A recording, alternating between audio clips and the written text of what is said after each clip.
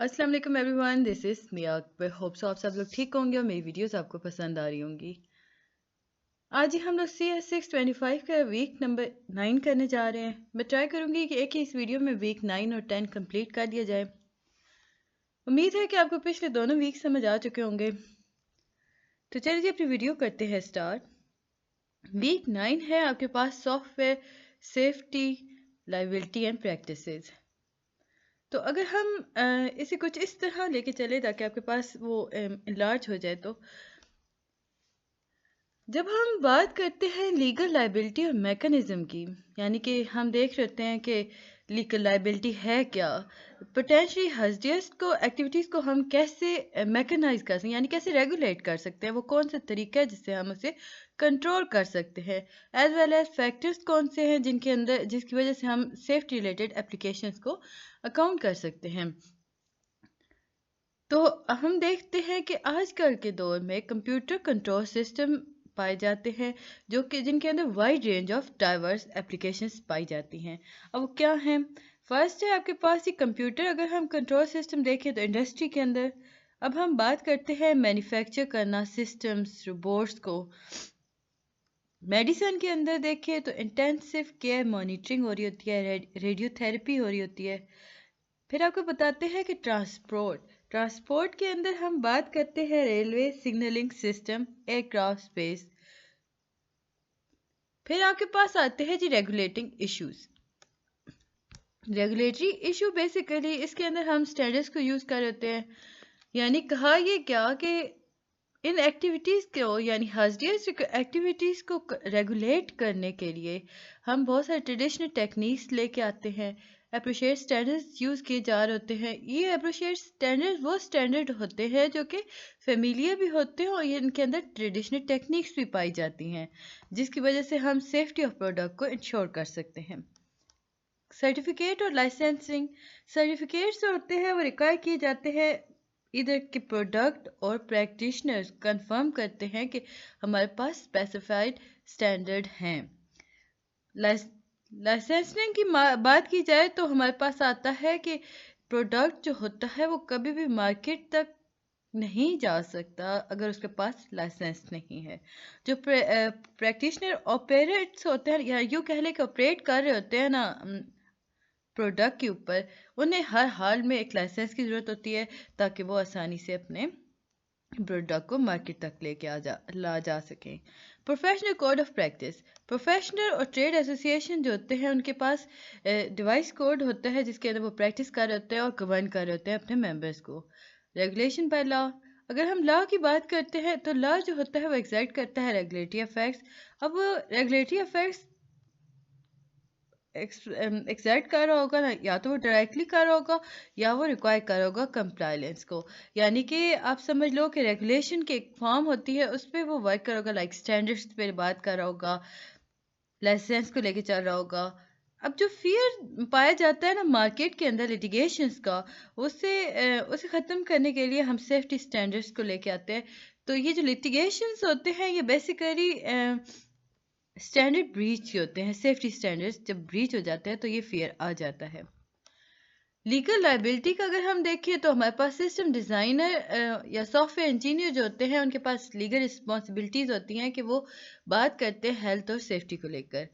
एक एक्ट आया आपके पास, product liability and the consumer protection act 1987 का ये एक्ट था। इसके अंदर बताया गया था जो प्रोडक्ट की लाइबिलिटी होती है, अगर एरिया ऑफ लॉ में देखा जाए तो डिस्ट्रीब्यूटर हो गया, सप्लायर हो गया, रिटेलर हो गया, ये सारे वो लोग हैं जो कि रिस्पॉन्सिबल हैं अगर कोई उस प्रोडक्ट के वजह से कोई इंजरी आती है। तो अगर हम कॉन्ट्रेक्चुअल लिमिटेशन की बात करते हैं ना लाइबिलिटी को, तो हमारे पास आता है जो प्रोडक्ट होती है या उसके अंदर कोई भी कंपोनेंट अगर डिफेक्टिव पीस पाया जाता है तो मैन्युफैक्चरर जो होगा वो लाइबल होगा डिमांड का डैमेज का under the consumer protection act, CPA।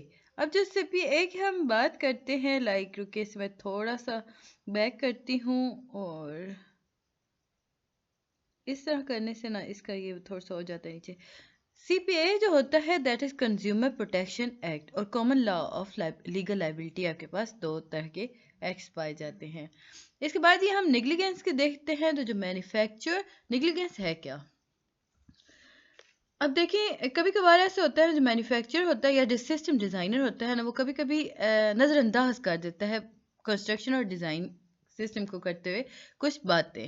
اب اس وجہ سے ہوتا کیا ہے کہ فیلئر سٹارٹ ہو جاتے ہیں، اور یہ جو فیلئرز ہوتے ہیں یہ انجریز تک چلے جاتے ہیں. نیگلیجنس کو ہم کہتے ہیں نظر انداز کرنا. اس کے بعد آپ کے پاس آتا ہے کمپیٹنس ٹریننگ اینڈ ایکسپیرینس. اگر کمپیٹنس کو دیکھیں تو اس کا مطلب ہوتا ہے نالج اور ability to apply the knowledge. آپ کے پاس علم ہے، ویل اینڈ گڈ، لیکن کس طرح اسے اپلائی کرنا ہے نا، یہ سارا پروسیس جو ہوگا. اگر آپ کو علم ہے اس بارے میں بھی کہ آپ کو پتہ ہے کہ کس طرح ورک کرنا ہے، تو اسے ہم کہتے ہیں کمپیٹنس. یہ کہ یہاں پہ ایک انڈرسٹوڈ ازمپشن ہے کہ اگر ہم ڈیزائن کی بات کریں تو ڈیزائن سے جتنے بھی ورک چل رہا ہوتا ہے، یعنی ڈیولپمنٹ ہو رہی ہوتی ہے، سیفٹی سافٹ ویئر کے بارے میں بات کی جا رہی ہوتی ہے، یہ سارے کمپیٹنٹ ہوتے ہیں کہ وہ نیسیسری ٹاسک ہر حال میں کریں گے. یعنی کہ ہم کہہ سکتے ہیں جو مینوفیکچرر ہو گیا یا جو ڈیزائنر ہے یا ڈیولپمنٹل سٹیجز کو دیکھ رہا ہے کمپیوٹر سافٹ ویئر سسٹم کی، تو وہ ایز کمپیٹنٹ ورک کر رہا ہوگا. یعنی کہ اسے ان چیزوں کے بارے میں، ان ٹاسک کے بارے میں پتہ ہوگا، اور اسے پتہ ہے کہ ان ٹاسک کو کس طرح اپلائی کرنا ہے. اب جب ہم بات کرتے ہیں فیکٹرز کی، تو ٹریننگ کے اندر دیکھیں تو ریلیونٹ ایکسپیرینس آ رہے ہوتے ہیں جو کہ کافی امپورٹنٹ کنسیڈر کیے جا رہے ہوتے ہیں تاکہ آپ آرام سے کمپیٹنٹ کر سکو سافٹ ویئر انجینئرنگ کو. اب اس میں کچھ فیکٹرز ہوتے ہیں جو افیکٹ کرتے ہیں سیفٹی سسٹم کو. فرسٹ ہے ہیزرڈ انالائسس، سیکنڈ ہے requirement and specification, third one آپ کے پاس آتا ہے سسٹم ریلائبلٹی اور سیفٹی، فورتھ ون آپ کے پاس آتا ہے ڈیزائن، ففتھ ہے testing and debugging, six one safety integrity analysis, risk assessment اور ڈاکومنٹیشن. آپ کو کوئی سے 5 آنے چاہیے. آسان ہے hazard analysis, requirement specification, system reliability اور سیفٹی، ڈیزائن. اب جن لوگوں نے بالکل دیر نہیں کر رہا تو وہ یہ کر لے: design, testing, debugging, hazard analysis اور ڈاکومنٹیشن. تو یہ تھا جی آج کا ہمارا یہ جو لیکچر تھا. اب اسے ہم اینڈ کرتے ہیں، یعنی کہ ویک 9. امید ہے کہ آپ کو پسند آیا ہوگا اور سمجھ بھی آیا ہوگا. اب جلدی سے ہم سٹارٹ کرتے ہیں ویک 10 کو. ویک 10 جو ہے بیسیکلی یہ بات کرتا ہے کمپیوٹر مس یوز اور کرمنل لا کا.